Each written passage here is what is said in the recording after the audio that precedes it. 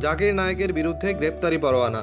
মুদ্রা পাচারের এক মামলায় বরাবর তলবের পরও হাজির না হওয়ায় ভারতের বিতর্কিত টিভি বক্তা জাকির নায়েকের বিরুদ্ধে গ্রেপ্তারি পরোয়ানা জারি করেছে দেশটির একটি আদালত।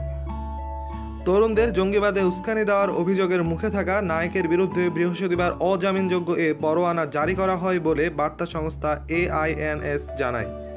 ঢাকার গুলশানে গত বছর জুলাই জঙ্গি হামলায় জড়িতদের মধ্যে অন্তত দুজন জাকির নায়েকের মতো ইসলামী বক্তাদের অনুসরণ করতেন বলে অভিযোগ ওঠার পর নতুন করে আলোচনায় আসেন মহারাষ্ট্রের জন্ম নেওয়া জাকির নায়েক।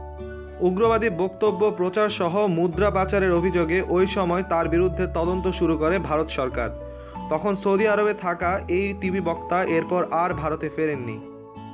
IANS লিখেছে, নায়েকের বিরুদ্ধে পরোয়ানা জারির পর বিচারিক কার্যক্রমের সহায়তার অনুরোধ জানিয়ে সৌদি আরবে চিঠি পাঠাবে ভারত।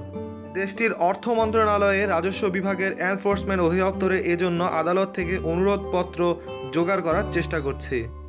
উগ্রবাদ প্রচারের অভিযোগে ভারতের পাশাপাশি বাংলাদেশে নিষিদ্ধ হওয়া পিস টিভির কার্যক্রম চলে জাকির নায়েকের প্রতিষ্ঠিত বেসরকারি সংস্থা NGO Islamic research foundation IRF এর তত্ত্বাবধানে।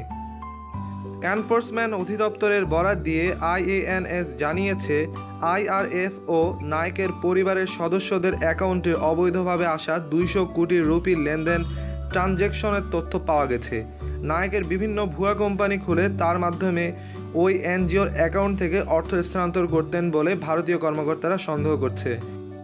এসব বিষয় অনুসন্ধানে উঠে আসার পর গত ডিসেম্বরে নায়েকের বিরুদ্ধে মামলা করা হয়। জানুয়ারিতে তার নামে জারি হয় সমন। এরপর আরও 3 বার সমন জারি হলেও আদালতে যাননি তিনি। জাকির নায়েকের বিরুদ্ধে উগ্রবাদ প্রচারের অভিযোগেরও তদন্ত করছে ভারতের জাতীয় তদন্ত সংস্থা NIA। ওই অভিযোগে NIA এর তলবেও সাড়া দেননি বিতর্কিত এই বক্তা। চিকিৎসা শাস্ত্রে লেখাপড়া করা নায়েক বিভিন্ন সময় ইসলাম ধর্ম, জঙ্গিবাদ, জিহাদ নিয়ে বক্তব্যের জন্য বিতর্কিত হয়েছেন, নিষিদ্ধ হয়েছেন বিভিন্ন দেশে। গত বছর উস্কানিমূলক কথাবার্তা বলার অভিযোগে ভারতের কর্ণাটক রাজ্যে তাকে নিষিদ্ধ করা হয়। আর গুলশানে খুনিদের আগ্রহের বিষয়টি উঠে আসার পর শুরু হয় নতুন তদন্ত।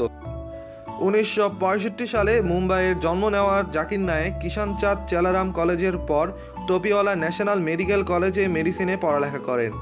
পরে BOIL নেয়ার চ্যারিটেবল হসপিটালেও তিনি পড়ালেখা করেন। 1987 সালে ইসলামী বক্তা আহমেদ দিদাতের সংস্পর্শে আসেন জাকির নায়েক। এর কয়েক বছর বাদে 1991 সাল থেকে শুরু করেন ধর্মপ্রচারের কাজ। তার কিছু বক্তব্যকে জঙ্গিবাদের প্রতি তার সমর্থন হিসেবে চিহ্নিত করেন অনেকে। তরুণদের মধ্যপ্রাচ্য ভিত্তিক জঙ্গি গোষ্ঠী IS-এ ভেড়ানোর অভিযোগে জাকির নায়েকের এক সহযোগীকেও গ্রেফতার করে ভারতীয় পুলিশ। ভারতের কয়েকজন মুসলমান পণ্ডিত জাকির নায়েককে সৌদি আরবের পৃষ্ঠপোষকতায় ওয়াহিবি মতবাদের প্রচারকারী হিসাবে সন্দেহের চোখে দেখেন।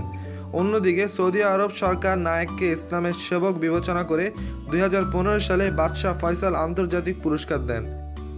ভারতের আল্লামা সাইদি খালিক সাজিদ বোখারি কয়েক বছর আগে ডক্টর জাকির নায়েকের বিপক্ষে একটি বই লেখার পর বাংলাদেশীয় হক্কানি আলেমরা তার সমালোচনায় মুখর হন।